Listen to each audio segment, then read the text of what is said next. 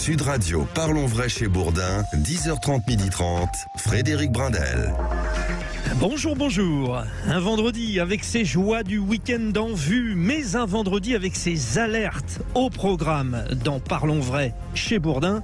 Les Restos du Cœur qui croulent sous les demandes en ce jour de grands concerts diffusés sur TF1, c'est l'occasion de s'arrêter sur une situation alarmante. Emmanuel Macron est en visite en Afrique. Un mot d'ordre, la France-Afrique et ses excès, c'est fini. Nous en parlerons aussi. Le grand débat, 11h, nos enfants sont en danger dans l'enceinte de l'école. Brigitte Macron s'empare du dossier, des parents se mobilisent, l'État doit agir. À midi, nous nous interrogerons, l'écologie n'est pas forcément de gauche, vrai ou faux? Faux, nous dira Jean-Marc Governatori, le patron de l'écologie au centre. Un exemple, il soutient la réforme des retraites et il est écologiste. Bref, vous faites aussi l'émission, vous le savez. 0826 300 300, vous appelez, vous interpellez, vous devisez. A tout de suite, vous l'avez bien compris, 0826 300 300. Tout de suite, Félix Mathieu. Félix Mathieu, dans quel monde vit-on? Bonjour Félix. Bonjour Frédéric, bonjour tout le monde. Qu'apprenons-nous? Le maire de Lorette, dans la Loire, sera jugé pour une décision radicale. Il avait fait abattre un troupeau de chèvres sauvages. Justice pour les biquettes, clamaient les panneaux des défenseurs des animaux lors d'une manifestation devant la mairie. Ils auront donc obtenu gain de cause. L'histoire commence au cimetière de la ville où ces chèvres sauvages détérioraient régulièrement les sépultures. Elles se nourrissaient de fleurs et de plantes d'ornement, des tombes. De quoi faire tourner chèvres, cette ville de Lorette, 4800 habitants dans la Loire. Oh, les pauvres. Oui. Le maire avait même invité les promeneurs à éviter le secteur du cimetière 2 dimanches consécutifs en décembre 2021 avant finalement de choisir cette méthode forte, l'abattage au fusil de chasse. L'émotion avait conduit plusieurs associations comme la SPA à organiser une opération de sauvetage des chèvres et du bouc survivant puis à se constituer partie civile. Le procureur de Saint-Étienne vient donc de l'annoncer. Le maire âgé de 84 ans sera jugé le 20 juin pour 3 délits. Atteinte volontaire à la vie d'animaux domestiques ou apprivoisés, abattage en dehors d'un abattoir dans des conditions illicites et mise à mort d'animaux sans précaution pour leur éviter de souffrir. Le président de l'association de chasse agréée de Lorette sera également jugé par la même occasion. C'est son groupe de chasseurs qui avait abattu les 11 chèvres. Le tribunal correctionnel le jugera aussi pour non-remise de cadavres d'animaux à une société d'équarrissage. Oh là là là là là là, Félix Mathieu. C'est vrai qu'il y avait quand même d'autres moyens. Il n'y a pas plus gentil qu'une chèvre. Bah oui, les capturer peut-être. Ouais, oui. Bon, merci Félix Mathieu. Nous entrons sur notre premier rendez-vous de ce Parlons Vrai chez Bourdin. 25% de plus, un chiffre alarmant. Il correspond à l'augmentation des distributions alimentaires dans l'espace public. Les Restos du Cœur sont débordés et le font savoir. Robert Larose. Bonjour Robert Larose. Vous êtes avec nous Robert ? Pas encore. Vous êtes le président départemental des Restos du Cœur de Meurthe-et-Moselle. Vous allez nous alerter. 9 à 11 millions de personnes sont sous le seuil de pauvreté et les Restos du Cœur sont pleins. Alors, nous allons retrouver dans un instant Robert Larose, mais d'abord, faisons le point avec un observateur privilégié et spécialiste de cette problématique. Louis Morin, directeur de l'Observatoire des inégalités. Bonjour Louis Morin. Oui, bonjour. Merci d'être avec nous. Nous allons déjà évoquer cette question. 9 à 11 millions de personnes sous le seuil de pauvreté. On est là sur des bases qui ressemblent à celles d'après la crise de 2008, c'est ça ? Oui, alors nous on utilise à l'Observatoire des inégalités une définition plus restrictive, peu importe. Les personnes... on va dire vraiment, les personnes les plus pauvres dans ce pays, c'est plutôt entre 4 et 5 millions de personnes. On ne va pas se battre. Après, on a différents stades des personnes de plus en plus pauvres et des gens qui ont recours à l'aide alimentaire. Quel est le repère, justement? Quel est le repère par rapport au seuil de pauvreté? On a un seuil de pauvreté qu'on utilise souvent en France, aux alentours de 2 000 euros, que nous, quand vous citez les chiffres de 9 à 11 millions d'euros, c'est un public qui est différent, hein, qui est plutôt des catégories modestes. Et les gens qui ont recours au Resto du Cœur et à l'aide alimentaire vivent avec des niveaux de vie très inférieurs à ça. C'est 2 fois moindre, hein, pour une personne seule. On est plutôt dans les 500 €. Il y a toute une partie de la France aujourd'hui qui vit vraiment avec de très graves difficultés, hein. Quand aujourd'hui certains sont au soleil, au ski, il y a vraiment des millions de personnes, peut-être pas 10 millions, il ne faut pas tant exagérer les choses, mais qui ont des difficultés pour accéder à des biens essentiels. Donc là, effectivement, on parle d'un seuil de pauvreté. Alors, il y a plusieurs catégories. Oui. Déjà, est-ce qu'on peut dire que sur cette population, nous avons des gens qui, sur les derniers mois, sont venus grossir ce chiffre, ou est-ce que ça a été progressif? Est-ce que finalement, ce sont par exemple les effets de l'inflation récente? Alors ça, il faudra le demander au Resto du Cœur. Nous, on n'est pas des experts, on ne peut pas vous dire au mois par mois ce qui s'est passé. Ceci dit, première remarque que je voudrais faire, ce travail des associations, des Restos du Cœur, la Fondation Abbé Pierre, Emmaüs, Secours catholique, etc., il faut le saluer, et contrairement à ce qu'on dit, notre pays est très loin d'être individualiste. Il y a des centaines de milliers de bénévoles qui s'engagent auprès. Il faut les saluer, contrairement à un discours qu'on entend souvent. Et l'exemple des Restos du Cœur en est un, hein, d'ailleurs. C'est remarquable. C'est un travail remarquable et qui contredit bien les discours sur les Français sont des individualistes, etc. C'est une parenthèse. Ce que nous disent ces données, c'est qu'ils voient une hausse supérieure à 20%, parfois 25% dans la rue. Alors, pendant la crise de 2020, on pouvait se dire, là, il y a des moyens qui ont été donnés supplémentaires, donc les gens qui ne peuvent pas travailler vont avoir recours à ces associations. Là, c'est plus le cas. Oui, maintenant, c'est sans filet. Alors là, il y a un mystère. C'est-à-dire qu'on nous dit que d'un côté, le chômage diminue, et on s'aperçoit que de l'autre côté, on a un nombre croissant de personnes qui ont recours à l'aide alimentaire. Alors, justement, très important ce que vous dites là, Louis Morin. Est-ce que parmi les personnes qui ont recours à cette aide alimentaire, il y a des gens qui ont un travail ? Alors évidemment, c'est ce que nous dit aujourd'hui les Restos du Cœur et ce que nous disent d'autres associations auparavant. Comment on peut essayer de comprendre ce mystère entre la baisse du chômage et de l'autre côté des gens qui ont recours à l'alimentaire? C'est que l'inflation dont on parle est une moyenne qui s'applique à l'ensemble de la France, mais il y a toute une partie des personnes, et notamment qui travaillent pour des très bas salaires, qui vont avoir un renchérissement de certains biens comme les biens alimentaires. Et encore, on nous dit que dans les semaines qui viennent, il va y avoir encore une progression de l'ordre de 10%. Voilà, ça c'est l'alimentaire, mais pas que. L'alimentaire, mais pas que. Les personnes qui doivent prendre leur voiture pour aller travailler et faire des kilomètres voient ça aussi. Toutes les personnes qui vivent dans des logements qui sont extrêmement mal isolés subissent des coûts de l'énergie considérable. Et donc, sans compter, vous parlez des appartements, le coût des loyers, en fait. Bref, tout coûte cher. Et cette présence, d'ailleurs, de personnes en difficulté, elle est visible. D'ailleurs, vous, les auditeurs de Sud Radio, n'hésitez pas à nous faire part de votre ressenti aussi, au 0826 300 300. Louis Morin, restez bien avec nous. Nous avons Robert Larose, le président départemental des Restos du Cœur de la Meurthe-et-Moselle. Bon, on va vers Nancy, là. Bonjour, Robert Larose. Bonjour à tous. Bon, vous avez écouté, hein, nous sommes en discussion avec Louis Morin, hein, qui évidemment nous a apporté son regard, son expertise. Aujourd'hui, c'est un peu particulier. Les Enfoirés font leur concert. Enfin, le concert a déjà été enregistré, mais c'est ce soir sur TF1. C'est important pour vous, c'est l'occasion de dire attention, la situation pour nous est limite gérable. C'est ça l'idée. Eh bien, écoutez, les Enfoirés, depuis des années, nous aident beaucoup, déjà pour l'image de marque des restos, encourager la solidarité, puis aussi par les recettes directes, quand on a la chance d'avoir quitté le Covid, où les spectateurs apportent leur contribution financière, et ce qui n'est pas négligeable pour notre association.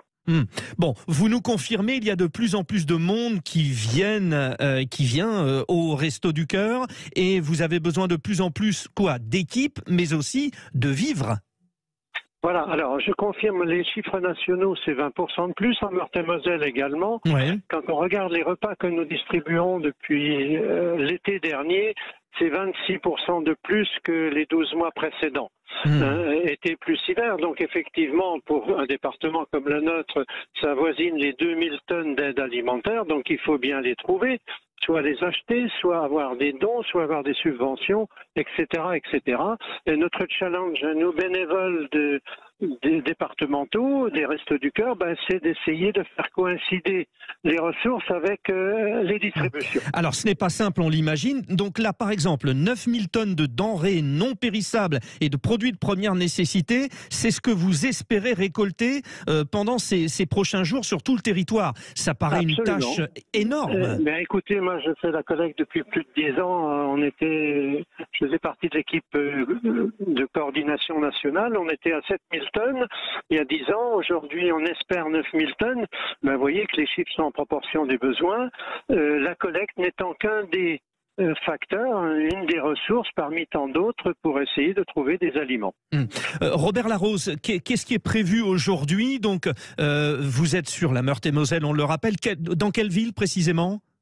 Alors dans toutes les villes, puisque nous sommes présents dans 80 grandes surfaces, avec près de 1200 bénévoles, en espérant, mais on verra bien dimanche midi, de l'ordre de 80 tonnes dans un département comme le nôtre, vous le mettez en perspective avec les 2000 tonnes distribuées, et vous voyez le travail qu'il nous restera à faire après la collecte. Eh oui, donc Nancy, Toul, toute cette partie de la Meurthe-et-Moselle. Jusqu'à Longwy, Longuyon, Baccarat, etc. Nous avons, 36 centres de distribution sur ces départements et 800 bénévoles qui animent toute cette association 54. Bon, alors, nous allons essayer de décortiquer tout ça avec Louis Morin. Je vous remercie, Robert Larose, président départemental, c'est normal, des Restos du Cœur de Meurthe-et-Moselle. Nous vous laissons avec vos amis bénévoles pour relever ce défi. On est avec vous. Relever donc ces denrées non périssables et produits de première nécessité. Il faut les récupérer pour les mettre à disposition. Chapeau à vous tous. Louis Morin, on entend bien qu'il y a plusieurs problématiques, c'est-à-dire que aujourd'hui, cette pauvreté, elle est confrontée puissance 10 à toutes les problématiques de la société.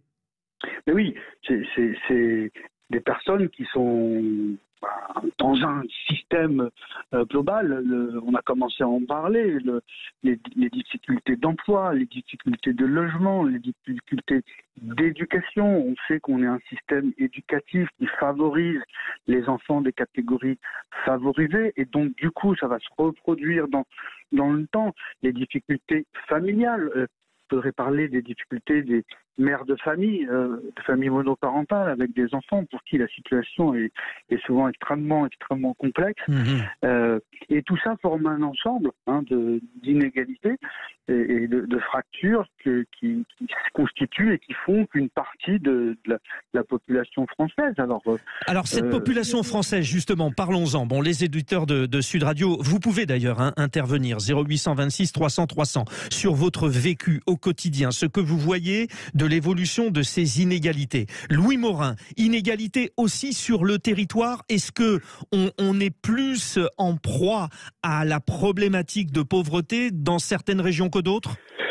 Non, alors ce qu'il faut jamais oublier, c'est que la plus grande partie, l'immense majorité des pauvres vivent dans les grandes villes de tous les territoires de la France, y compris dans Paris, contrairement à ce qu'on dit parfois, Paris, Ville-Bourgeois, etc. Il suffit d'aller voir les arrondissements du nord-est parisien, on comprend tout de suite, et ne pas oublier que chacun de ces arrondissements, de l'ordre de 200 000 habitants, sont l'équivalent d'une grande ville de province. Donc la pauvreté... Accessoirement, oui. En tout cas, Paris, elle est visible, que ce soit Porte de la Chapelle, par exemple, etc. Mais même beaucoup plus près du centre. Ça, c'est un premier point.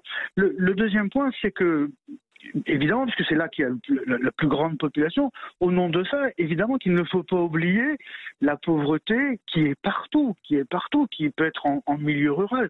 Il y a notamment en milieu rural une pauvreté de personnes âgées qui est structurelle, c'est-à-dire qu'on a fait beaucoup dans ce pays pour les personnes âgées, mais il en reste, il n'empêche pas qu'il y ait des personnes âgées démunies pour qui les chances de voir leur sort changer sont très faibles. Alors ça, c'est un point important. C'est-à-dire que au nom de, il y a plus de pauvres dans les grandes villes, faut pas oublier les pauvres qui se situent ailleurs. Et puis il y a aussi, faut pas l'oublier, des personnes qui ne se situent pas en dessous du seuil de pauvreté, mais des couches moyennes de la France qu'on va retrouver aussi bien en ville que dans le périurbain, dans l'habitat pavillonnaire. Il y a différentes formes d'habitat pavillonnaire, mais de populations moyennes qui sont fragilisées, qui ne vivent pas du tout comme les classes moyennes dont on parle souvent. Par la situation du moment, ouais. Et voilà, et qui peuvent se basculer, qui ont au moins la crainte, alors à tort ou à raison, mais parfois à raison, de basculer, de redescendre l'ascenseur social. Et pour ces catégories-là, il y a des tensions très fortes. Et là aussi, épée de Damoclès, effectivement, cette épée de Damoclès. Bon, Louis Morin, merci beaucoup, c'était très clair, directeur de l'Observatoire des inégalités. Je le rappelle, ce soir sur TF1, le concert des Enfoirés. Et puis, mobilisez-vous, donnez un petit coup de main au Resto du Cœur. C'est de la solidarité, mais comme Louis Morin nous l'a rappelé, nous sommes, les Français aussi, quand même solidaires. Prouvez-le, 0826 300 300. Dites-nous ce que vous faites au quotidien. On va avoir besoin aussi de votre point de vue dans un instant sur la visite d'Emmanuel Macron sur le continent africain. Nous sommes avec vous. À tout de suite. Sud Radio, Parlons Vrai chez Bourdin, 10h30, 12h30, Frédéric Brindel. Emmanuel Macron a annoncé un changement d'approche dans la présence française sur le continent africain. Je cite, « L'âge de la France-Afrique est révolu et la France est désormais un interlocuteur neutre sur le continent », a déclaré le président de la République. Pour décortiquer tout cela, Lova Rinel, chercheuse associée à la Fondation pour la recherche stratégique FRS. Bonjour Lova Rinel. Bonjour. Bon, est-ce que la France a besoin de se refaire, on va dire, une belle image en Afrique? C'est la raison pour laquelle le président a entamé cette tournée dans 4 pays d'Afrique centrale. C'est une question vaste. En fait, je crois d'ailleurs que c'est plus les Français qui ont besoin de savoir si on fait quelque chose contre... quelque chose de pareil, c'est les discours anti-français qui sont parallèlement assez présents et dont on a vu depuis 2-3 ans en fait l'émergence. Ça, c'est un autre sujet en marge de la diplomatie française, mais il y a une raison pour laquelle le président se rend en Afrique centrale, c'est One Forest Summit. Et vous savez que la France, sur les questions de changement climatique, de dérèglement climatique, a affirmé à plusieurs reprises devoir vouloir accompagner tous les pays et toutes les actions qui permettent de lutter contre ce drame écologique. Ouais, donc ça, c'était la première étape au Gabon, où il a participé donc au sommet de la protection des forêts tropicales. J'aimerais quand même revenir sur cette relation si particulière avec l'Afrique. Vous parlez de ce sentiment anti-français, on l'a bien compris, il existe. Sur quoi repose-t-il? Notre passé colonial, sans doute, non? Alors un peu, c'est un peu avant et un peu après. Un peu avant, c'est l'esclavage. Ouais. Mais il faut rappeler que la France n'a pas été la seule puissance et n'a pas été le seul pays qui a procédé à l'esclavage. Il y a la colonisation. On rappelle aussi que la France n'a pas été la seule puissance coloniale. Et puis il y a l'autre volet, et c'était le propos liminaire, c'est le concept de France-Afrique. Et le concept de France-Afrique, c'est ce qui est d'ailleurs le plus prégnant. C'est d'abord 4 affaires. En fait, c'est l'Angola Gate, donc c'est les rétrocommissions sur les ventes d'armes, c'est l'affaire Total Fina Health, c'est les rétrocommissions pétrolières, c'est l'affaire du Carrefour Développement, c'est les subventions illégales détournées, et c'est l'affaire des diamants de Bokassa. Aujourd'hui, si ces affaires n'existent plus. Bon, effectivement, et d'une certaine manière, nous nous en réjouissons. Mais Lova Rinel, si on essaye de synthétiser finalement tout cela, on se dit que l'idée, c'était les grands entrepreneurs français supportés par les politiciens faisaient un peu de l'ingérence, c'est-à-dire on se met d'accord avec le chef d'État local qui souvent est un peu un dictateur sur le dos de la population, c'était ça. Et en maintenant un réseau pour pas en sortir. En plus. C'est ça la troisième version entre guillemets de la France-Afrique. Et ça, je pense qu'effectivement, le président a raison d'en avoir fait son cheval de bataille depuis 2017. Il faut rappeler, c'est pas quelque chose qui vient de sortir là. Et sa présence aujourd'hui en Afrique centrale, c'est vraiment de dire déjà, je viens en Afrique centrale pour changer cette donne, dans le cadre d'ailleurs de cette réflexion écologique. Ça veut bien dire que, écoutez, la relation entre l'Afrique et la France, là, in concreto, ça passe par un soutien au changement climatique parce qu'on est liés. Et une collaboration et un partenariat, ce qui évidemment ne place pas la France dans cette pseudo-situation de pays dominant. Ça, c'est très important. Alors, Lovarinel, autre chose. Nous subissons aussi les effets de la propagande, qu'elle soit russe déjà, travail de sape de la Chine aussi, c'est un peu sur le même principe. Donc, nous devons aussi, par rapport, quand je dis nous, la France, nous devons aussi contrecarrer des attaques sur le terrain de propagande.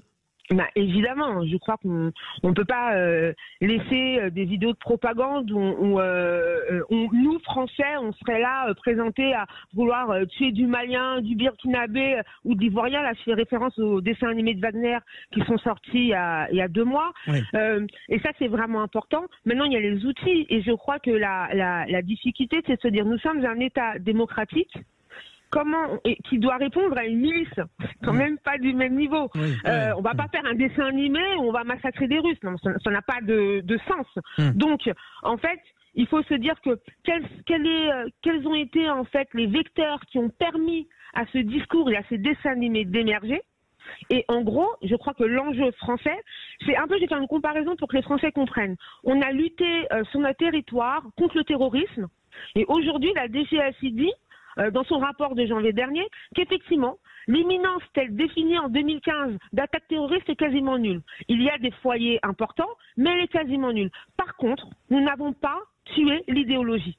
Et ça sera beaucoup plus difficile. Bon, et nous, en fait, on doit lutter contre la francophobie. Pas contre les dessins animés contre Wagner, je veux dire, à geste contre geste, ce serait une erreur. Oui, Lovarinel, ça ne date pas d'aujourd'hui, puisque de toute façon, même quand on se réfère au fameux conflit du Rwanda, Pierre Péan l'avait d'ailleurs très très bien expliqué dans un livre Enquête, derrière il y a des rivalités, même avec nos alliés, y compris les Américains et les Anglais. Et les Allemands aussi, et les Allemands. On n'en parle pas. Bien sûr. Moi, j'ai vécu 5 ans à Madagascar, j'ai eu la chance d'être conseillère du président de la République et du président de l'Assemblée, j'étais conseillère diplomatique. J'étais étonnée de voir des alliés se moquer de nous et nous présenter comme l'ancienne colonie, donc on ne serait pas très fréquentable. Mais ils le disent forcément sans taper sur le concept de démocratie. Ils le disent parce qu'on aurait une histoire coloniale. Bon.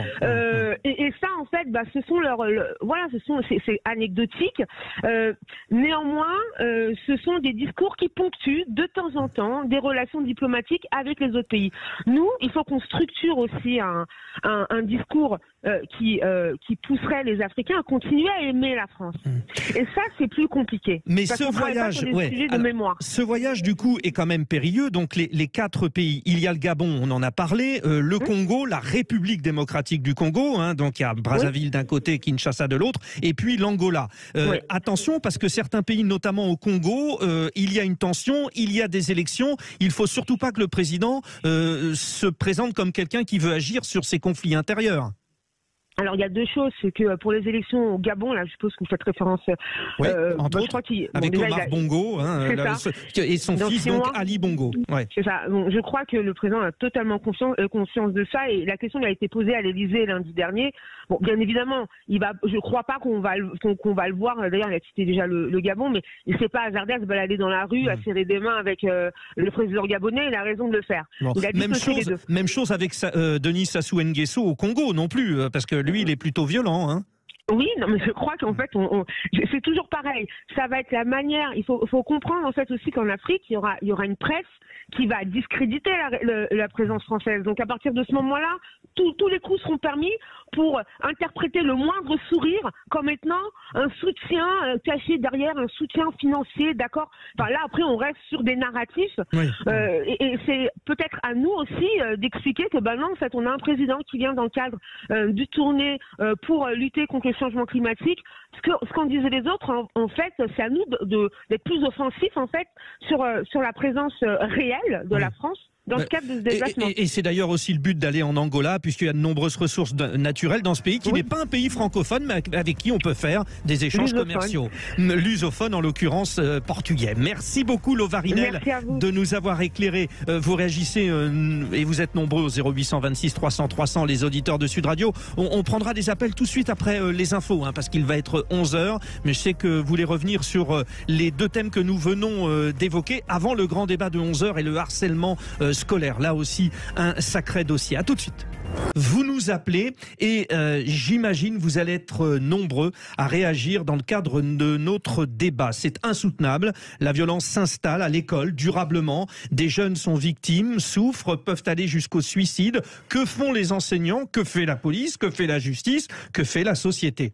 Trois débatteurs sont avec nous. Louis Lefoyer de Costil, avocat en droit public. Bonjour maître. Bonjour.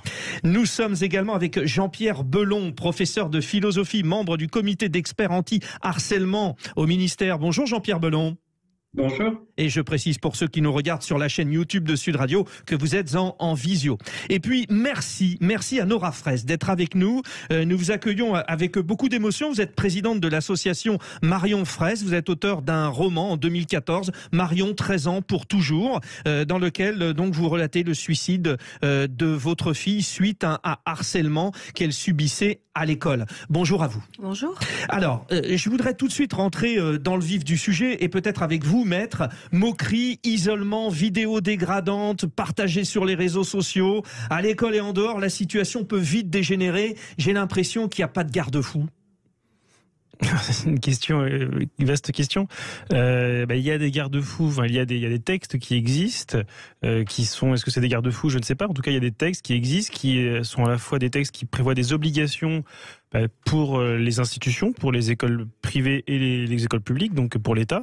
Et il y a également, et ça c'est plus compliqué, il y a aussi également des textes qui existent pour sanctionner les enfants. Donc il y a au pénal récemment, avant il y avait déjà la fraction générale de harcèlement, aujourd'hui il y a des textes spécifiques. On peut sanctionner les enfants aujourd'hui, mais pas tous, parce qu'il n'y a pas le même arsenal suivant qu'on soit à l'école primaire ou au collège aussi. Oui, enfin surtout, mais il y a la partie pénale, mais ça si vous voulez c'est assez théorique, hein. Il n'y a pas d'enfants qui aujourd'hui en prison pour harcèlement et c'était une bonne chose.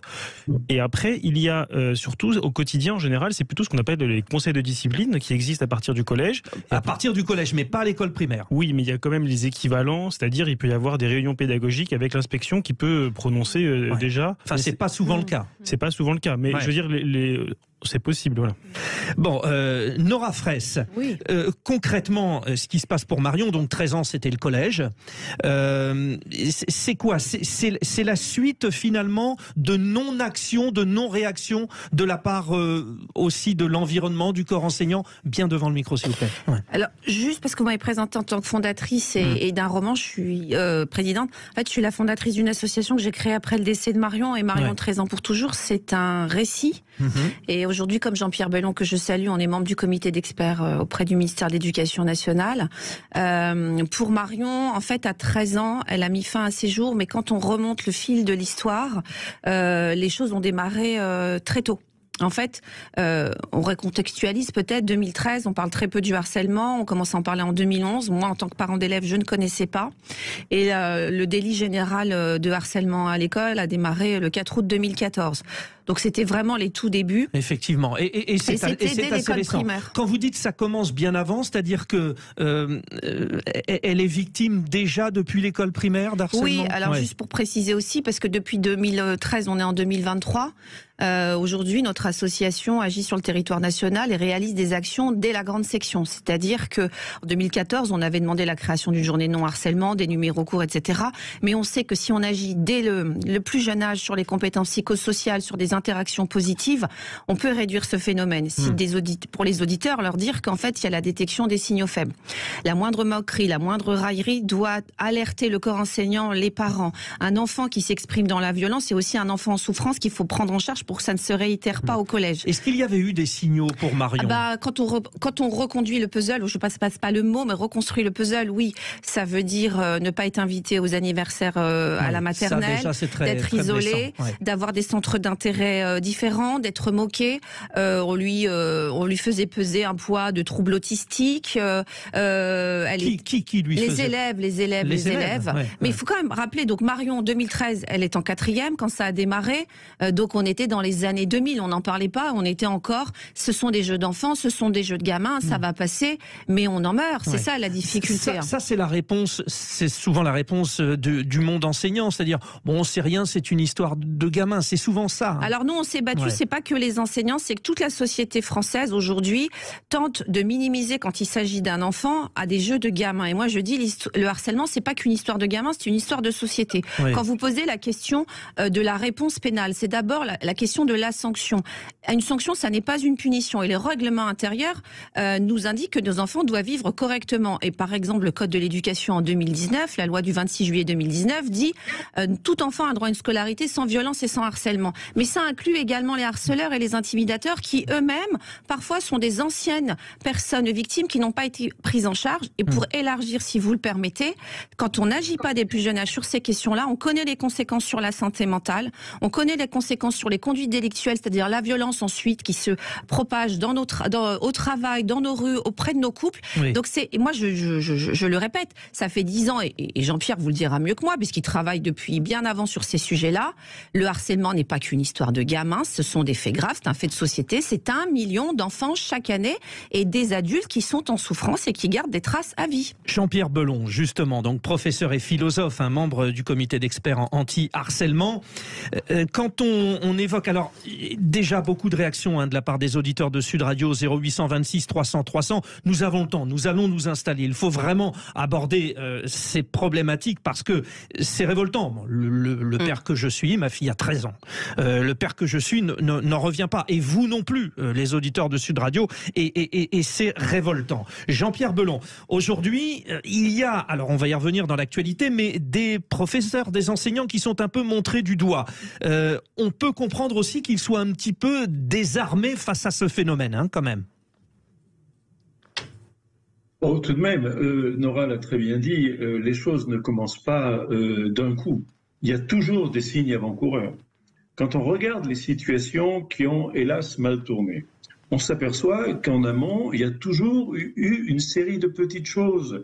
Cet élève qui était mis à l'écart, ce surnom qui est apparu, ces moqueries. Et à chaque étape, j'ai un peu l'impression qu'on s'est dit « Oh, c'est pas grave ». Oh, c'est pas du harcèlement. Il faut prendre les choses très au sérieux et dès leur commencement. À l'école, tout se fait en groupe.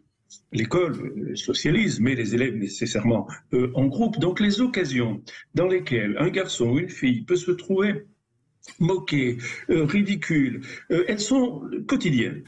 Il faut à chaque fois que les professionnels interviennent. On a un travail qui est absolument remarquable du chercheur belge Benoît Galland, qui a d'ailleurs même une dizaine d'années, qui montrait que le taux de harcèlement variait de façon très significative d'une classe à l'autre.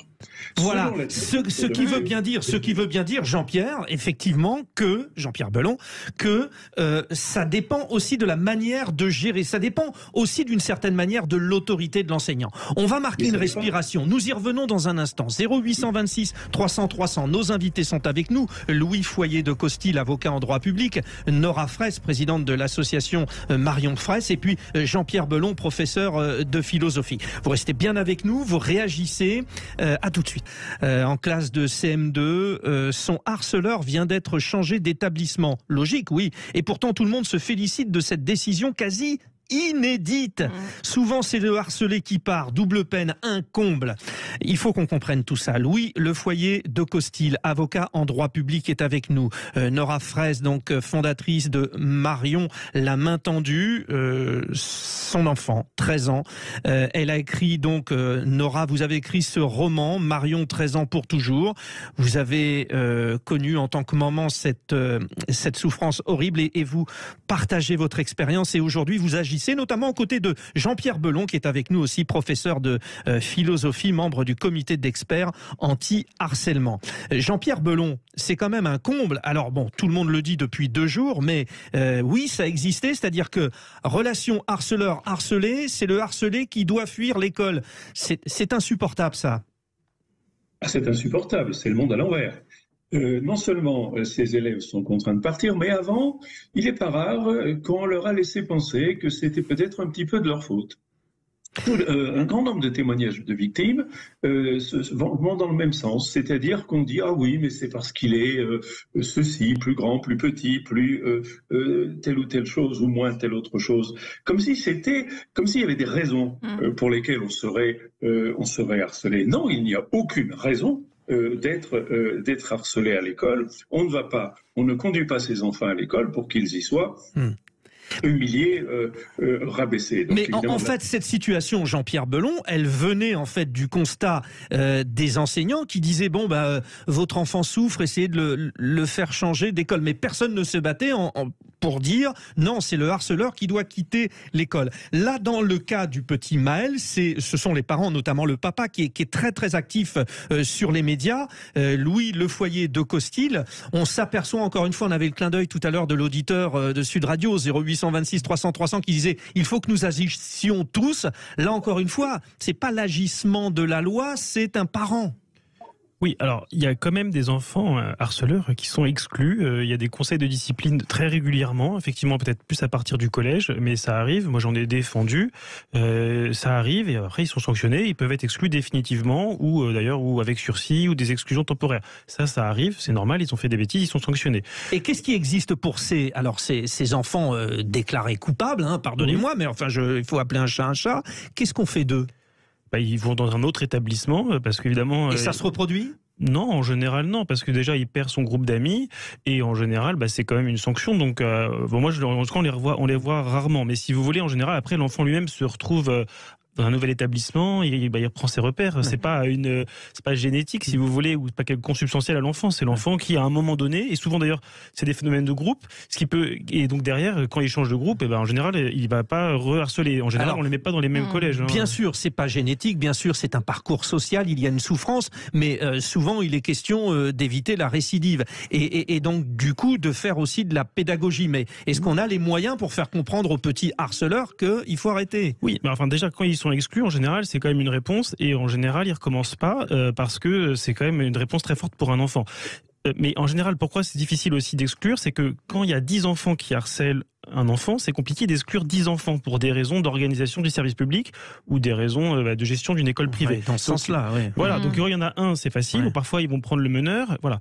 Donc il y a des questions aussi compliquées là-dessus, parce que souvent c'est un phénomène de groupe. Après ça dépend des âges, et parfois c'est en 1 versus 1, mais c'est plus rare. En général, c'est plutôt 4, 5. Alors j'entends bien, hein, Louis Lefoyer de Costil, maître, hein, c'est très clair ce que vous dites. Effectivement, 10 enfants contre 1, d'accord. Maintenant, je vous pose la question, Jean-Pierre Belon, un instituteur face à 10 enfants, on est bien d'accord que c'est toujours l'instituteur qui est le plus fort, même s'il y a 10 enfants, même s'il y en a 15. On n'a pas l'impression que ce soit toujours le cas. Mais il y a dans ces affaires-là une défaillance très claire de l'autorité. Je n'arrive quand même pas bien à comprendre comment, dans l'affaire Maël, on n'est pas arrivé à recadrer un enfant qui avait au moment du début des faits, je crois, 8 ans. Tout de même. Là encore, une fois de plus, c'est le monde à l'envers. Donc oui.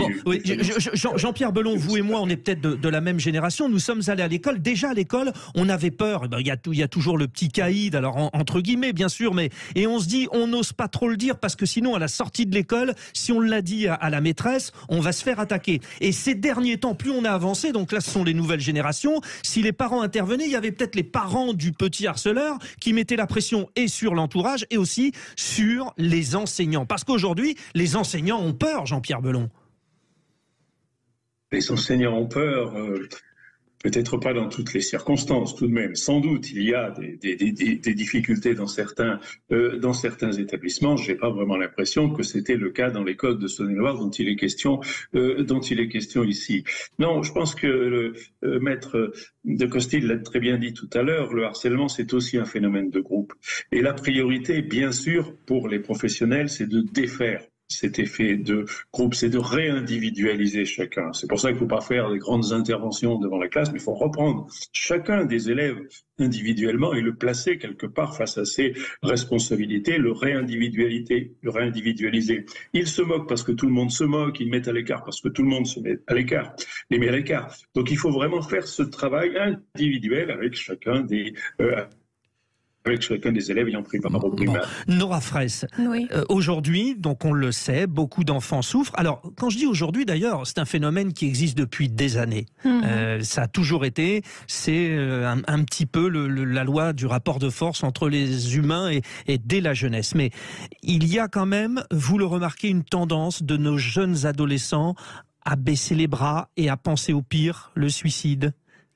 Moi, je crois qu'il faut rappeler que c'est, comme le disait Jean-Pierre, c'est une dynamique de groupe. Et rappeler qu'en école primaire, il n'y a pas d'exclusion. Il faut quand même le rappeler, c'est-à-dire que vous avez l'air, on tombe tous de l'arbre en disant c'est extraordinaire, mais en même temps c'est extraordinaire parce que on n'exclut pas un enfant fauteur de troubles. Et c'est peut-être ça la difficulté quand les enseignants à 65% disent qu'ils sont désarmés, c'est que bien sûr il faut scolariser cet enfant. Mais il faut pas le scolariser parce que lui-même souffre et a des difficultés. Et comme souvent on l'a dit, tout le monde n'est pas à Paris avec beaucoup d'écoles. Vous êtes imaginons dans une commune rurale. Non, mais c'est dans une petite campagne, changer d'école, c'est toute une histoire. Mais moi, je vais vous raconter mon histoire personnelle. Nous vivions à la campagne. C'était une école communale, puis c'était un collège où il y avait toutes les communes. Quand Marion est arrivée en 4e, j'ai demandé à ce qu'on change de classe. On m'a dit non pour des raisons administratives. Aujourd'hui, ça n'est plus audible. Ouais. C'est-à-dire que l'enfant doit être au cœur des préoccupations. Quant aux enfants qui peut-être perdent pied, lâchent l'affaire d'une certaine manière, ils nous le racontent, c'est que vous savez, quand ils perdent pied à 13 ans ou à 14 ans, c'est pas parce qu'il s'est passé quelque chose la veille. C'est qu'en effet, ils ont au début une grande confiance en la parole de l'adulte et de l'autorité et du cadre. Je dis pas d'autoritarisme. Et quand cette confiance est trahie, se passe le drame. Oui, mais il faut quand même parler de l'école primaire et je trouve qu'avec ce qu'a fait le papa de Maël, ça fait ressortir beaucoup de choses. Oui. Nous, à Marion la main tendue, c'est notre quotidien. C'est-à-dire qu'il faut se battre chaque jour, aller à l'école, aller voir l'inspection, demander. C'est des mois et des mois et des mois. Il y a un enfant, un jour, n'en parle plus. Vous savez pourquoi? Ils disent, ben voilà, même mes parents n'y arrivent pas. Oui. C'est-à-dire que je baisse les bras et j'ai l'impression d'embêter. Ne pas oublier qu'un enfant qui est harcelé, ce sont des vraies conséquences sur la vie familiale, sur la fratrie, c'est pas rien. Et juste pour terminer, un enfant qui est exclu, il faut l'accompagner d'un point de vue thérapeutique, qui comprenne pourquoi il agit de cette façon-là et peut-être détecter d'autres phénomène. Bon, c'est pas juste j'exclus quelqu'un, ça n'a pas de sens. Nora Fraisse, ce n'est pas terminé parce que nous revenons. Je parle vite. Non, mais nous allons prendre le temps et notamment des réactions d'auditeurs au 0826 300 300. Avez-vous peur pour vos enfants? Comment vivez-vous cela? Nos observateurs, nos débatteurs sont avec nous sur Sud Radio. Nous revenons dans un instant parce que ce thème est poignant et ce thème est révoltant. Vous êtes nombreux à réagir au 0826 300 300 sur Sud Radio. Manu est avec vous au standard. Nous allons bien sûr vous faire intervenir dans ce débat, le harcèlement scolaire. Avez-vous peur pour vos enfants? Oui, de toute évidence. L'actualité nous l'a rappelé avec le cas du petit Maël qui a eu 3 mois de déscolarisation parce qu'il était harcelé. Le père, très intelligemment, a pris la parole dans les médias. Et aujourd'hui, c'est le harceleur qui est sommé de quitter l'établissement scolaire. Logique, oui, mais ça ne se fait que très rarement. Pour en parler, Louis, le foyer de Costil, avocat en droit public. Nora Fraisse, fondatrice de Marion la main tendue. Et puis Jean-Pierre Belon, professeur de philosophie, membre du comité d'experts anti-harcèlement. Jean-Pierre Belon, Maël a eu 3 mois de déscolarisation quand même, rappelons-le. C'est-à-dire que avant que le papa n'arrive à faire comprendre qu'il y avait une justice et que c'est le harceleur qui part et non pas le harcelé, il y a eu ces 3 mois. Comment on peut expliquer ces 3 mois de déscolarisation? Qui prend la décision? Qui ne réagit pas au niveau de l'éducation nationale? Je pense qu'il y a 2 niveaux. Le premier niveau, c'est certainement une défaillance sur place. Et moi, j'espère très franchement qu'il y aura une enquête administrative qui permettra de voir exactement quelles sont les responsabilités. Ça, c'est le premier niveau. Le deuxième niveau, c'est celui, Nora en parlait tout à l'heure, du premier degré et de la difficulté à mettre en œuvre des sanctions dans le premier degré. Dans le premier degré, il n'y a pas de vie scolaire, il n'y a pas de surveillant. Exactement. Les cours de récréation sont scandaleusement non surveillés, remarquez dans le second degré également. On a tendance à se dire ils sont petits, il ne se passera rien. Mais en fait, c'est à l'image de la société. Les cas de délinquance font état d'enfants de plus en plus jeunes.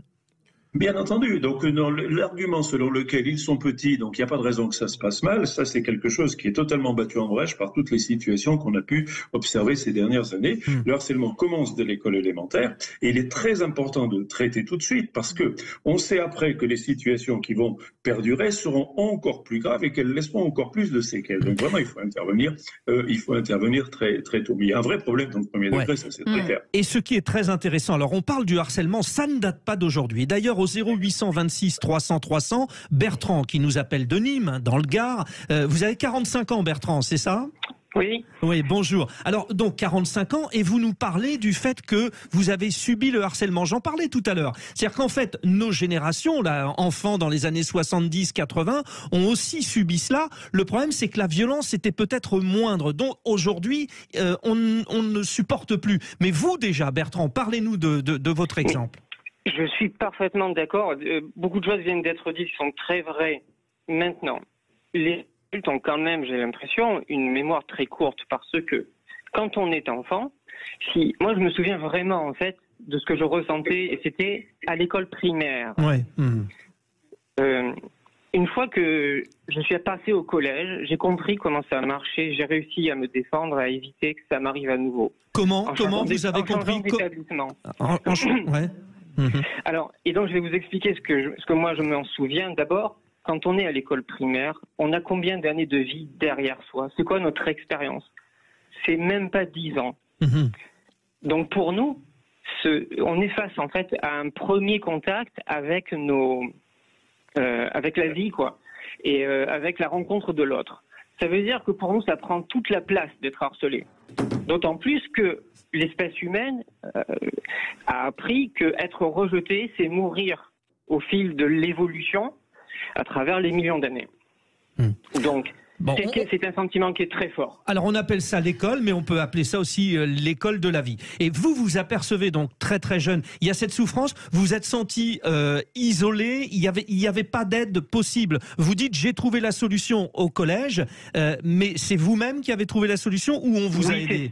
Oui, c'est ça, je l'ai trouvé seul, parce que l'aide, on ne sait pas du tout où aller la chercher. On n'a pas assez d'expérience pour comprendre. Quand on est harcelé à un âge aussi précoce, on n'a pas du tout conscience. Vous avez raison que la violence à l'époque était moindre par rapport à aujourd'hui. Mais elle existait quand même. Mais elle était vécue comme totale malgré tout. Vous voyez ce que je veux dire ? C'est-à-dire que quand on est face au phénomène de ce harcèlement, on sait qu'on est prêt à tout pour l'éviter et on ne trouve rien. Alors on ne sait pas, on s'adresse pas à nos parents parce que souvent on a l'impression qu'ils sont du côté des profs et du côté des instituts. Et donc on n'a personne. Il y a juste personne. J'ai jamais vu et on voit toujours pas dans les écoles de numéros à appeler quand on est harcelé ou des choses comme ça. C'est très grave et ça prend tellement de place que en réalité on est prêt à tout pour éviter ça. Et moi voilà, ce que je veux vraiment appeler, c'est pourquoi j'ai appelé à l'antenne. C'est pour vous dire que quand on voit le harcèlement se mettre en place, on se dit je veux pas faire partie des harcelés et quel est le meilleur moyen ? C'est malheureusement de faire partie des harceleurs. Alors je suis horrifié quand j'entends des gens dire que dans une école, sous prétexte d'organisation, on n'est pas prêt à virer 10 personnes parce qu'il y a 10 agresseurs pour défendre un agressé. Mais là, ce dont vous parlez, Bertrand... On est face à des quasi-crimes, là. Il faut assumer, il faut être capable de virer 10 personnes, même si l'école en souffre. Et ce dont vous parlez, Bertrand, alors il y a plein de choses, tout est intéressant dans ce que vous avez dit. Moi, ce qui m'a intéressé, c'est que vous mettez finalement en exergue le phénomène de groupe. Ce phénomène de groupe, justement, Jean-Pierre Belon, c'est ça qu'il faut peut-être casser stratégiquement, parce que ça, c'est identifiable par le corps enseignant. Quand on voit des groupes se constituer. Absolument. La priorité, c'est vraiment de briser cet effet de groupe et de réindividualiser chacun. Alors, il existe des méthodes pour cela. Et ne soyons pas complètement négatifs, surtout pas. Il existe aujourd'hui des dispositions. La France s'est lancée dans un dispositif important qui est le programme phare, qui est très ambitieux et qui vise à mettre en place dans chaque école et dans chaque collège, une équipe spécialement dédiée au traitement de ces situations. C'est-à-dire de façon à faire en sorte qu'il n'y ait plus de victimes qui soient laissées abandonnées à leur solitude et de faire en sorte aussi que toute situation soit traitée. Alors, c'est quelque chose qui est en train de se mettre en place. Le programme a été lancé en 2021, donc on en est quand même à son commencement. Mais c'est vrai que si on arrive à mettre en place quelque chose de ce type, tout va changer. C'est-à-dire que toutes les victimes pourront venir s'adresser à des adultes spécialement formés qui ne les laisseront pas de côté. Donc, Et alors, sur ce que Bertrand disait, il y a 3 points. Donc, on vient de voir le point avec vous, Jean-Pierre Belon, concernant les enseignants. Il y a aussi, finalement, le rôle des parents, Nora Fraisse. Oui. Le parent se demande ce qu'il doit faire et comment il doit agir. Il y a certaines réactions. On est plusieurs à se dire, si notre enfant est embêté, on va aller lui mettre une claque. Ou alors, si ça dégénère avec le parent, ça va dégénérer avec le parent. Ou alors, on se dit, faut pas faire de bêtises. Le parent, il est perdu. Absolument, il est démuni. Je rejoins ce que disait Jean-Pierre Belon parce qu'on a travaillé ensemble sur ce programme national qui s'appelle le programme phare. Et pour ma partie, donc je parlais que de la mienne, c'était le volet famille. Oui. Puisque nous, on reçoit des familles, on prend en charge les familles. Et on prend en charge aussi, je tiens à le dire, des familles de parents d'enfants harceleurs et des harceleurs. Voilà, parce que si on ne s'occupe pas du harceleur, on ne s'occupera pas du harcèlement. Oui. Donc en effet... On ne met pas la poussière sous le tapis, mais non, mais on décale le problème et il ressurgit bien plus fort. Voilà, il ne faut pas déporter le problème, il faut le prendre en charge dès le plus jeune âge, dès la moindre moquerie. Donc dire aux familles, peut-être dire un peu un protocole qui existe. Tout le monde ne connaît pas le système de l'éducation nationale, on va pas se mentir, ou l'éducation en général, c'est très très compliqué. Donc quand on est face à un enfant qui est harcelé, de pas hésiter à contacter une association. La première chose, c'est de contacter normalement le professeur des écoles, puis le chef d'établissement en école primaire. Oui, le proviseur fait référence. Alors chef d'établissement si on est en école primaire, et puis moi j'incite quand on est au collège et au lycée, principal ou proviseur adjoint, et puis CPE. Voilà, conseiller principal d'éducation. Et comme le disait Jean-Pierre, moi je trouve qu'on a un trou dans la raquette au premier degré. C'est qu'on n'a pas on n'a pas de vie scolaire. C'est-à-dire que si vous êtes dans une école communale, c'est ce qui apparaît dans l'affaire de Maël. On l'a bien vu. L'affaire de Maël, c'est malheureusement un révélateur de ce qui se passe au premier degré. On alerte. Il faut la création d'une vie scolaire. Les équipes ressources dont parle Jean-Pierre, c'est vrai que c'est plus facile au collège parce qu'on a identifié 5 ou 6 personnes. Mais si vous êtes dans une école avec 5 profs, ça peut pas être les 5. Donc il faut remonter jusqu'à la circonscription. C'est de leur dire aussi qu'il y a des référents académiques. Quand on est en école privée, il faut vraiment... en fait, vous pouvez pas appeler des gens si vous ne savez pas de quoi il s'agit et puis rappeler que le harcèlement, il touche tout le monde et que les parents de harceleurs aussi doivent prendre conscience que leur enfant est en souffrance et qu'il met en péril sa propre scolarité et ses chances de réussite. Vous, les auditeurs de Sud Radio, vous êtes peut-être concernés. N'hésitez pas, comme Bertrand qui nous a appelé précédemment au 0826 300 300, parce que en discutant ensemble, justement, on partage l'expérience et on essaye d'avancer dans cette réflexion. Maître Louis Le Foyer de Costil, en termes d'autorité, il y a quand même un rectorat, il y a une autorité. Comment clairement ça doit se passer, cette gestion de la problématique de sécurité dans l'école? Il y a plusieurs choses. Et la première, c'est qu'il y a quand même des sanctions en école primaire, après elles ne sont peut-être pas faites, et effectivement il y a des problèmes de moyens. Parce que quand il y a trop d'enfants à surveiller, et comme c'est des signaux faibles, ils ne sont pas en capacité de le faire, ou ils n'ont pas le temps, ou ils n'ont pas formé aussi. Voilà. Après, et aussi juste un point avant de répondre à votre question, je pense qu'on dit oui, votre enfant est harcelé, qu'est-ce qu'il faut faire? Mais je pense que dans les auditeurs, il y a aussi des parents dont les enfants harcèlent les autres, et c'est ce que vous avez dit très bien. Oui, c'est ce qu'on vient de dire. Et ça, c'est vraiment important, parce qu'on croit que le harceleur, c'est toujours l'enfant des autres, et c'est pas des caïds, comme vous avez dit, c'est pas le caïd, c'est pas comme ça le harcèlement.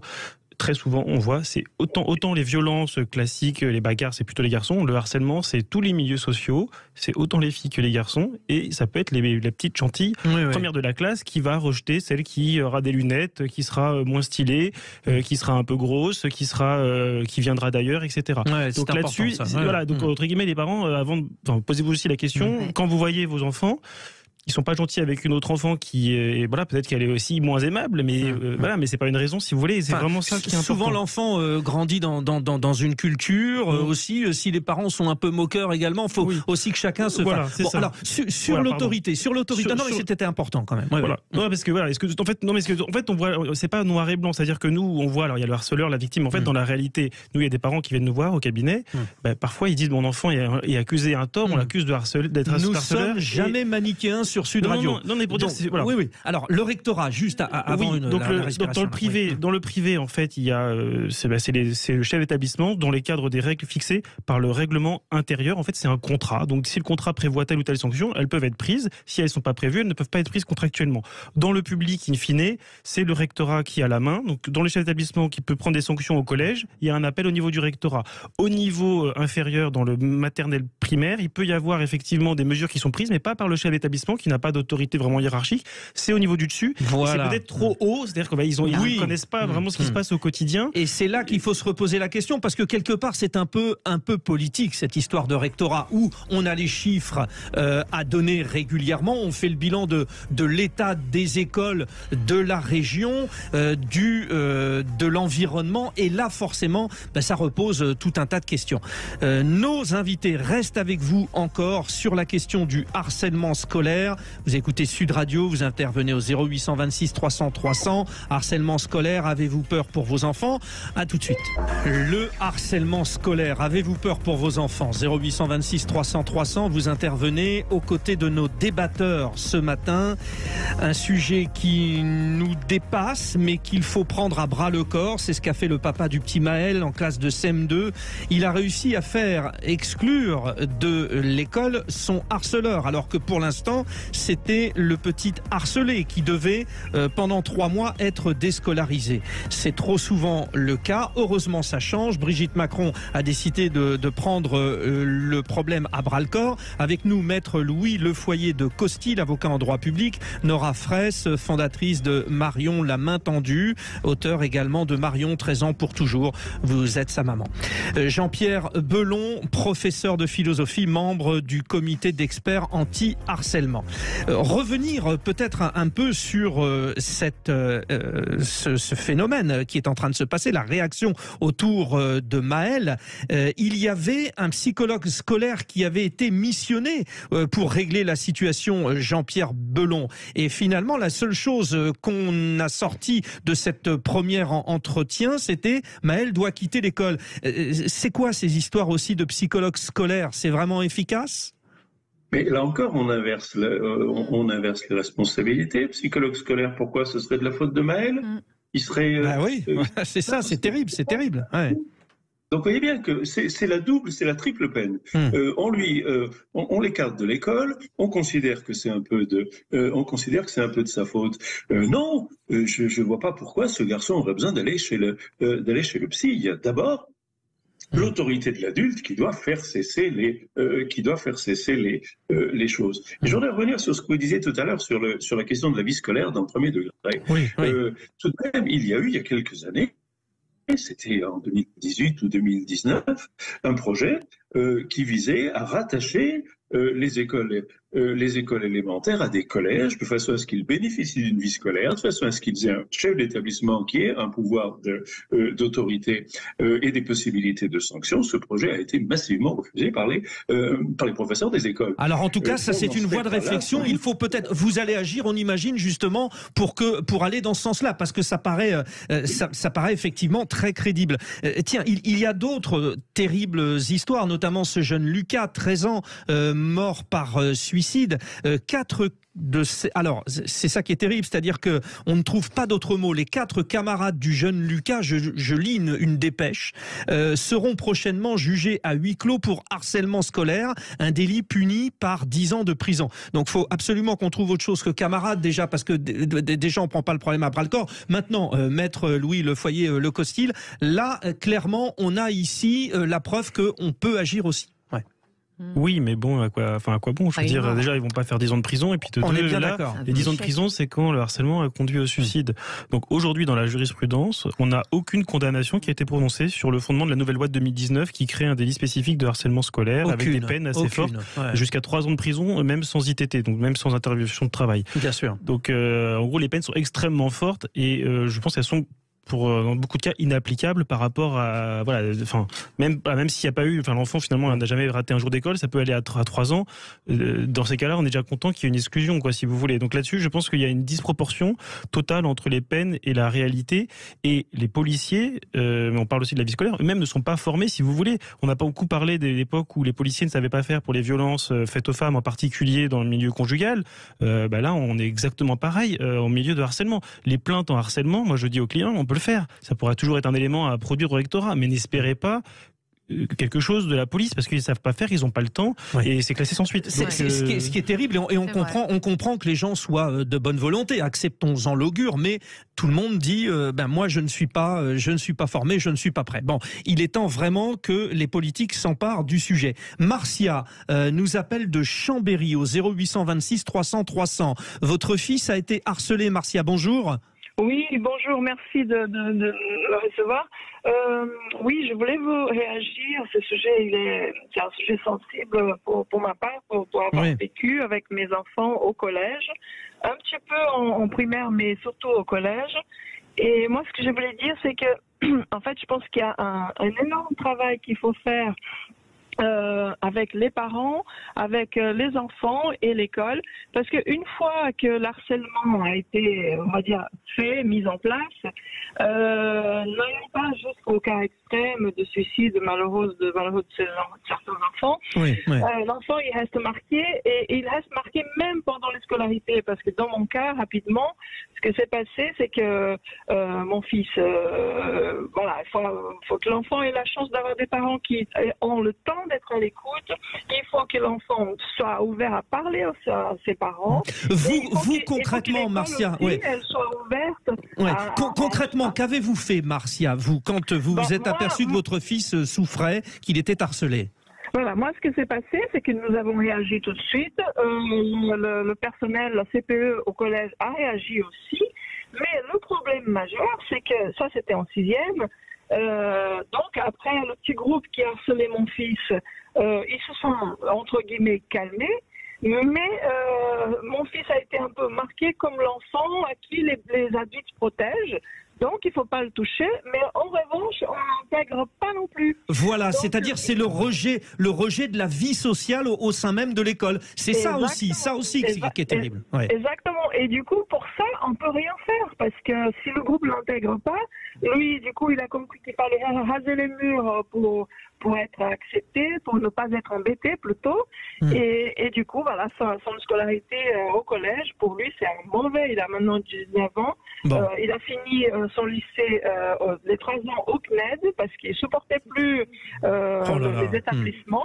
Et pour lui, c'était bon, donc il est heureux maintenant. Mais c'est quelque chose qui va le rester à vie, ce rejet. Évidemment. Ses camarades au collège. C'est une blessure qu'il portera, mais avec notamment la résilience. Et vous avez prouvé, Marcia, vous, sa maman, que vous étiez capable de bien l'aider, de continuer justement de l'aider à aller chercher dans cette résilience. Ça, c'est important. Merci en tout cas de ce beau témoignage. Je reviens vers vous, maître Lefoyer-Lecostil. Donc, dans le cas, effectivement, où on a identifié un harceleur et que il y a la possibilité, comme dans le cas de Maël, de l'exclure de l'école, il faut, alors ça c'est terrible, que les parents du fauteur de troubles soient d'accord. C'est-à-dire, si le parent du harceleur ne sont pas d'accord, il ne peut pas changer d'école. C'est ce qui a été clairement évoqué dans cette histoire. Alors peut-être réaction de Jean-Pierre Belon, vous confirmez, Jean-Pierre? Il me semble qu'une solution aurait pu être trouvée bien avant. Voilà, je pense qu'on a un peu tergiversé, refusé de regarder les choses. Donc vraiment, il faudra regarder de très près ce qui s'est passé dans le cas. Dans le cas présent, mais je suis pas du tout certain que l'accord de la famille du harceleur soit nécessaire. Oui, mais en tout cas, c'est ce qui avait été avancé aux parents. C'est-à-dire qu'il faut que pour que l'enfant fauteur de troubles change d'établissement, il faut que ses parents soient d'accord. Là aussi, Nora Fraisse, ça on a l'impression qu'il n'y a pas de cadre non plus pour les parents. C'est compliqué pour les parents. C'est vrai que là, l'enfant a été déscolarisé, et puis il faut pouvoir accueillir son enfant. Ce que disait votre auditrice, c'est très important. Ouais. C'est que l'enfant, il se sent isolé, rejeté, et c'est vraiment une dynamique de groupe. Pour le petit Maël, on parle d'un harceleur, mais on sait que dans le cadre du harcèlement à l'école, dans le milieu scolaire, c'est un phénomène de meute et de groupe.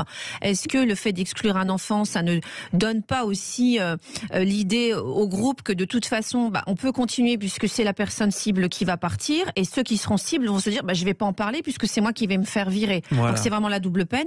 Quant à ce qui a été avancé, qu'il fallait demander l'accord du parent de l'intimidateur, mais moi je pense, je ne connais pas l'affaire, mais qu'il n'était pas la cible d'un harceleur, parce que quand on connaît le phénomène, on sait qu'il y a les rieurs, il y a les spectateurs. Oui, c'est ça, c'est-à-dire il y a l'effet d'entraînement. Il y a l'effet d'entraînement. J'ai trouvé mon auditoire.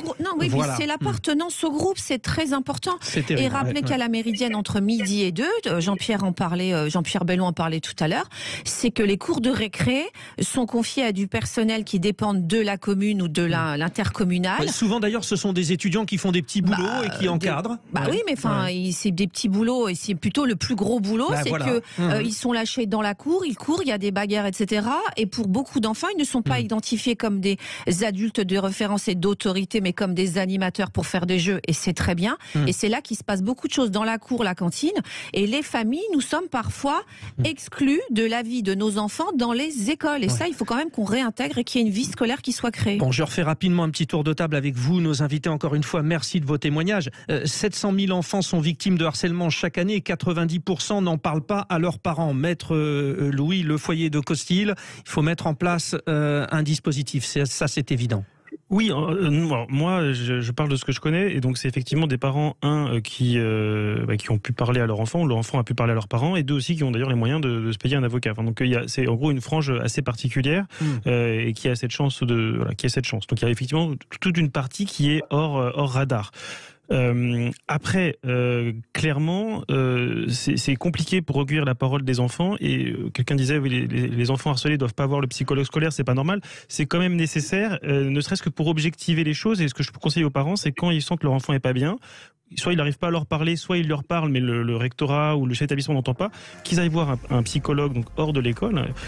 Parfois, c'est pas évident d'en trouver parce que il manque beaucoup sur les psychologues spécialisés dont les enfants, il y en a pas énormément. Mais ça, c'est très important pour après aussi objectiver les choses et être entendu par le rectorat. Donc ça, c'est un conseil, et c'est souvent le premier conseil que je donne aux parents, et qui parfois souvent peut se permettre de faire bouger les choses en disant effectivement c'est pas des parents qui racontent n'importe quoi, parce que les rectorats sont aussi soumis beaucoup à des parents qui sont parfois très attachés à la scolarité de leurs enfants, et parfois qui racontent aussi n'importe quoi, et donc c'est compliqué pour le rectorat ou les enseignants de faire la part des choses entre les parents qui sont un peu... Les faits, et c'est l'objet de votre travail. Merci à vous. Nora Fraisse, on vous retrouve bientôt sur Canal+. On ne me retrouve pas sur Canal+, mais j'ai créé une émission qui s'appelle Vide ton sac pour les familles. On vous verra pas, mais vous l'avez initié. Je l'ai imaginé. Olivier Giroud, par exemple, l'avant-centre de l'équipe de France qui a gagné la Coupe du Monde, a été harcelé, il parle. Bon, il n'y a pas que ça, mais oui. Mais entre autres. Et de dire qu'on peut s'en sortir, et que souffrir, c'est pas pour toute la vie. Et Jean-Pierre Bellon, professeur de philosophie, membre du comité d'experts anti-harcèlement, continuez votre travail. Vous avez le parler vrai. Alors déjà sur Sud Radio, vous êtes forcément le bienvenu, mais en plus on a bien compris que c'était la seule solution à ce problème.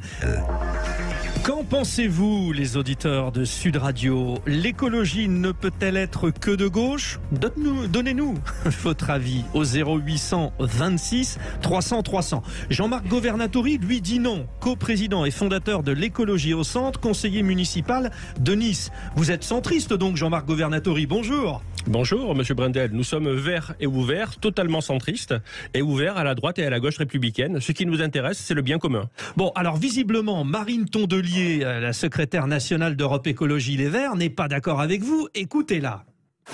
En même temps, sur l'écologie, ça ne marche pas. Ça n'existe pas. C'est pas efficace. Ouais. Et ça nous conduit là où on est en train d'arriver. Je pense que l'écologie, pour le coup, elle est indissociable de la justice sociale. Et donc, je pense que l'écologie ne peut être que de gauche, dans le sens de tolérance, inclusivité, justice, acceptabilité et surtout émancipation, qui est un mot très important. Elle est claire. Hein. J'imagine que c'est un message pour vous, là, Jean-Marc Governatori. Ah, clairement, mais c'est énorme d'entendre ça. Mais le fait est qu'Europe Écologie est assez mécontent du fait qu'en juin 2022, Écologie au centre est devenu le premier parti écologiste français. C'est-à-dire à quel niveau? Comment ça? En termes d'électeurs, non? D'une part par le score, et d'autre part par le nombre de candidats. Et le fait est que Europe Écologie, l'écologie de gauche, a été expérimentée en France depuis des décennies avec aucun résultat. Il faut faire comme l'Autriche, comme la Suisse, comme l'Allemagne, où les écologistes sont au pouvoir et obtiennent des résultats. Jean-Marc Governatori, le nombre de candidats, on a vu, alors on a tous été aux législatives et l'électeur souvent s'est retrouvé, alors il y avait le bulletin NUPES avec Europe Écologie Les Verts et il y avait plein de candidats écologistes. C'était souvent vous derrière, c'est ça? Ah ben exactement, c'était toujours l'écologie au centre. Et aujourd'hui, il est urgent que l'écologie soit reconnue comme telle, comme projet de société complet. Et arrive au pouvoir, effectivement. Alors, j'ai lu, c'est notamment dans le livre que Mathias Leboeuf, qui est journaliste, vous consacre. Hein, c'est un livre entretien. Il vous, il titre que vous êtes un écologiste inclassable. Vous dites l'écologie, c'est la pensée politique du 21e siècle. Mais du coup, il n'y a pas besoin de faire de parti politique. Tout le monde devrait la faire, non? Ah ben effectivement, dans un schéma de conscience, tout le monde devrait être écologiste. Et j'ai démontré dans mes 14 livres, dont 3 préfacés par Albert Jacquard, que l'écologie est un projet de société, au même titre que le libéralisme, que le socialisme, que le communisme, à part que cela a été expérimenté ailleurs et chez nous avec des échecs, et que l'écologie, à proprement parler, n'a pas été expérimentée. Et l'écologie au centre... Donc vous faites un parti, du coup, c'est pour ça. On a fait un parti politique qui est présent dans tout notre pays et qui est aujourd'hui le premier parti écologiste français. Alors vous êtes Macron-compatible si vous êtes au centre, non? Ah ben on est Macron-compatible sur certains points, par exemple sur le projet de réforme. Alors ça, oui, ça c'est j'allais dire c'est exceptionnel. Non, c'est-à-dire qu'il faut comprendre que dans la tête, j'imagine aussi des auditeurs de Sud Radio, bon, vous êtes écologiste, on entend Jean-Marc Governatori, vous vous êtes présenté à la primaire écologiste et vous dites, moi je suis pour la réforme des retraites. Oui, vous êtes écologiste, vous êtes pour la réforme des retraites. Mais quand on explique aux Français les chiffres, tous les Français sont pour la réforme des retraites. Ce qui est incroyable, c'est qu'on assiste à une manipulation extraordinaire de l'opinion publique par la NUPES, parce qu'on ne donne pas le tableau de bord financier de la France. Et quand on le connaît et qu'on sait que, par exemple, on est champion olympique pour les prélèvements obligatoires, 45%, le taux d'endettement de notre pays, 113%, au même niveau que la Zambie, la dette, 3 000 milliards, budget de l'État, déficit 150 milliards, budget de la Sécu, déficit 18 milliards, commerce extérieur, déficit 160 milliards. Ouais. Chaque jour, notre pays emprunte 720 millions d'euros. Notre pays doit emprunter chaque jour 720 millions d'euros. Je rappelle à ceux qui nous écoutent qu'en septembre 2022, il y a quelques mois, le Royaume-Uni a eu un problème d'accès au marché pour se refinancer. Donc, le moins qu'on puisse faire, c'est travailler un peu plus. Et ça, ce qui est intéressant, c'est que, donc, je le rappelle, vous êtes aujourd'hui conseiller municipal de Nice, mais vous avez été élu 2 fois meilleur gestionnaire de France. Vous avez d'ailleurs vendu vos entreprises pour partir en croisade.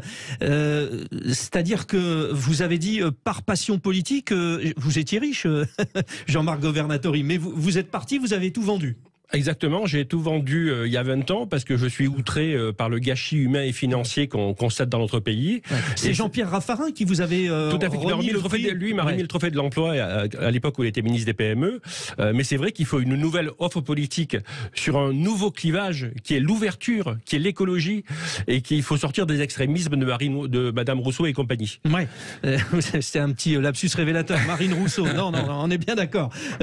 Bon, vous êtes ambitieux, on l'a bien compris, parce que si vous quittez vos entreprises, etc., vos objectifs, concrètement, là, maintenant, c'est quoi? Il y a des européennes qui arrivent. Parce que là, on les attend. Europe Écologie Les Verts, il y a la NUPES. Est-ce que la NUPES va y aller grouper sur les européennes, alors que les écolos Europe Écologie Les Verts sont plutôt pro-européens? Vous les attendez là-dessus? Vous allez vous présenter aux européennes? Ah, bien sûr, bien sûr. Nous sommes aussi pro-européens, mais pas avec cette Europe-là et avec un Parlement européen qui a plus de pouvoir au sein de l'Union européenne, mais il est clair qu'il faut sortir du productivisme, du consumérisme, de la compétition en outrance.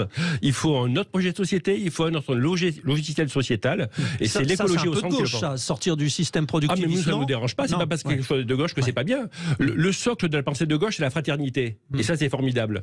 Et socle de la pensée de droite, c'est la responsabilité. Il faut associer fraternité et responsabilité, Monsieur Brendel. Au niveau européen, Jean-Marc Governatori, Governatori, vous vous rapprochez finalement de ces fameux écologistes allemands qui depuis des années connaissent plein de succès chez eux. Ah ben complètement, ouais. Les Grünen font du bon travail, ils travaillent pour le bien commun, ils ont des résultats, et moi ça m'aurait pas choqué un contrat de coalition entre ELV, le PS et la Macronie par exemple, en échange d'avancées programmatiques, parce que là ils servent à rien, et un député français coûte 290 000 € par an, il suffit d'aller sur le site de l'Assemblée nationale pour le constater. Donc soit on décide d'être sectaire, de servir à rien, soit on décide de servir le bien commun. Bon, ça réagit au 0826 300 300, on l'avait bien compris, à la question est-ce que l'écologie est de gauche. Alors Claude, depuis Perpignan, bonjour Claude. Oui, bonjour. Écoutez, j'appelle et en plus le dernier intervenant va apporter de l'eau à mon moulin. Je dis non, l'écologie, elle a été peut-être captée par la gauche, mais l'écologie, elle n'est pas de gauche, elle est basée sur les faits, l'observation des faits, la connaissance, j'oserais même dire la science. Et ça, la science, elle n'a pas de droite ni de gauche, en fait. Bah oui. Alors, ce qui est intéressant, Claude, c'est que... J'aurais terminé.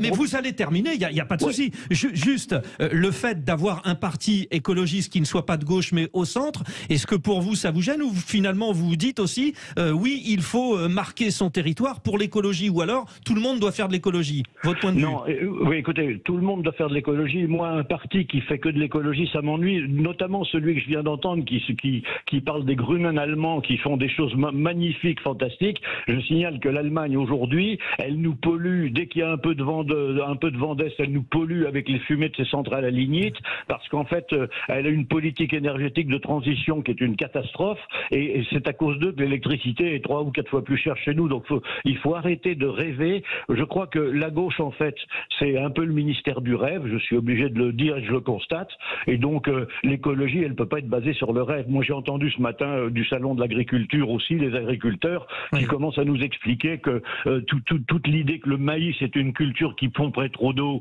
elle est basée sur une erreur de départ, c'est que la plupart des céréales poussent en hiver et que le maïs pousse en été, et c'est vrai qu'en été, il y a moins d'eau qu'en hiver. Et ce qui prouve, Claude, que ce matin, vous avez écouté la matinale de Patrick Roger sur Sud Radio. C'était en direct. J'écoute tout le temps, et je dis que les écolos, il ferait mieux de regarder les faits au lieu de croire à l'idéologie. Ils pensent que l'homme est mauvais et que c'est l'homme qui détruit la planète.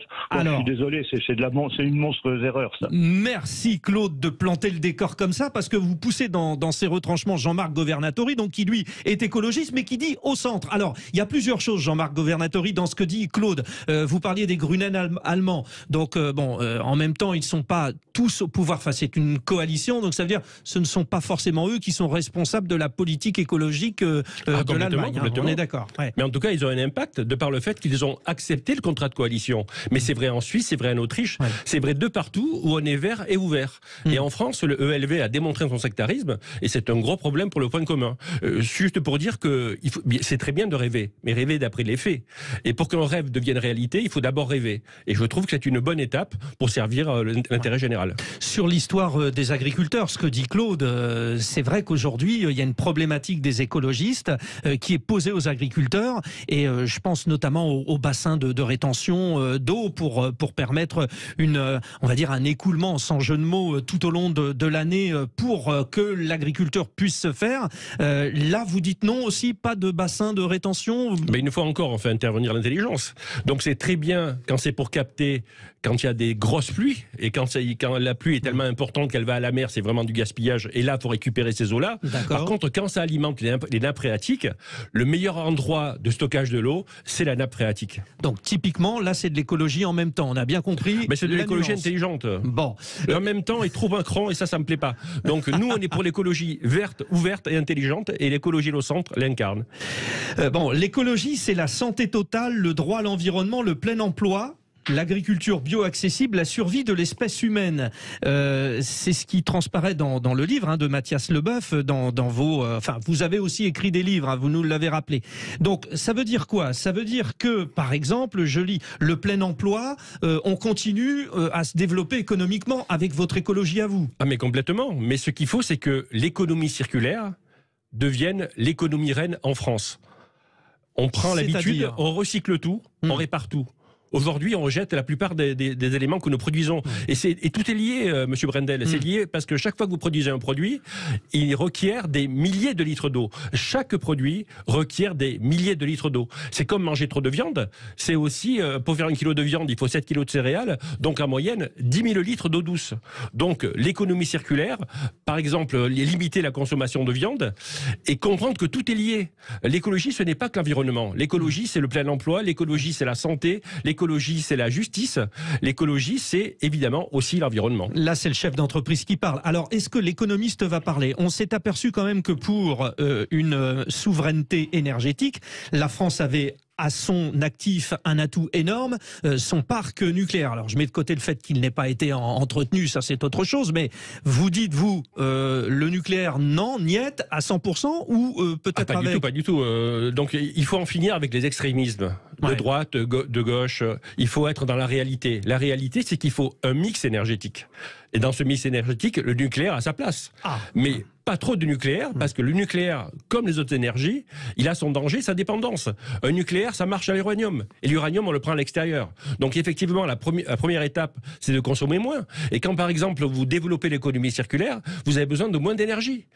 Un bol alimentaire, c'est aussi un bol d'énergie. Si vous ne mangez que des produits préparés industriellement, au lieu de manger plus de végétaux et plus d'aliments naturels, non transformés, eh bien là aussi, vous consommez moins d'énergie. Bon, qu'est-ce que les auditeurs en pensent, hein? On a eu Claude qui nous a parlé, qui nous a dit non, les écologistes, non, lui c'était le terme écologiste. 0826 300 300, quand vous entendez Jean-Marc Governatori dire ça, peut-être avez-vous une autre vision, n'hésitez pas à intervenir. Bon, dites-moi, Jean-Marc Governatori, je me demande finalement, et sans doute les auditeurs de Sud Radio aussi, qu'est-ce que vous êtes allé faire dans la primaire écologiste? Parce que finalement, bon, vous étiez 5 ou 6, 5. Vous étiez seul contre les 4 autres. Là, les 4 autres étaient effectivement représentés l'idéologie de gauche que je respecte. Moi, je représentais le centre. Et le fait est qu'au départ, on ne me voulait pas dans cette primaire. Les parrainages de Corinne Lepage, pour moi, avaient été rejetés par ELV. Aujourd'hui, vous êtes en accord avec Corinne Lepage, non? Tout à fait, tout à fait. D'accord. Donc, le fait est que heureusement, ces parrainages, et là, j'ai dû faire intervenir la justice pour les faire réintégrer, et j'ai pu faire la primaire, d'une part, mais le score qui m'a été attribué, c'est vraiment n'importe quoi. Et donc, le 20 avril, le tribunal de Bobigny, j'espère, me donnera raison et rétablira les faits. Oui, ça a été donc étudié. Vous avez eu combien aux primaires? 2 et des brouettes. Voilà, donc effectivement, c'est pas beaucoup. Ce qui est impossible. Donc, ça a été plaidé au tribunal de Bobigny le 23 février, le jugement rendu le 20 avril prochain. Qu'est-ce que vous espérez? Tout simplement que le juge consente à ce qu'un expert aille dans le coffre-fort électronique pour voir la réalité des scores. Et dans ce cas-là, que peut-il se passer? Tout simplement, on comprendra que l'écologiste en France est beaucoup plus forte que l'écologie de gauche, parce qu'en fait, il y avait 4 candidats de gauche, moi qui représentais les autres écologistes, et par conséquent, avec les réseaux que je représentais, en termes de santé, en termes de protection animale, dans différents domaines, faisait que forcément, j'étais dans cette finale, et malheureusement, on m'en a empêché. Mais nous avons bien compris tous que vous vous sentez plus proche de Yannick Jadot que de Sandrine Rousseau. Exactement. Ouais. Et si Yannick Je pense que Sandrine Rousseau, c'est un attentat contre l'écologie politique, monsieur Brendel. D'accord, on vous laisse l'auteur de cette déclaration, parce que c'est un mot fort quand même.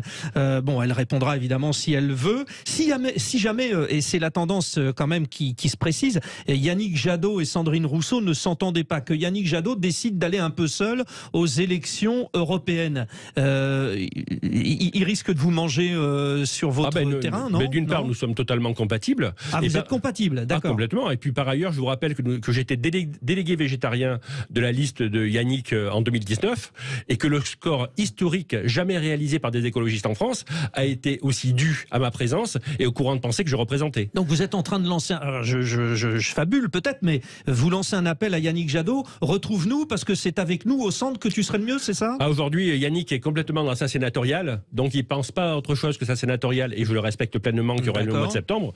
Nous aurons, l'écologie au centre aura une tête de liste de notoriété nationale. Qui?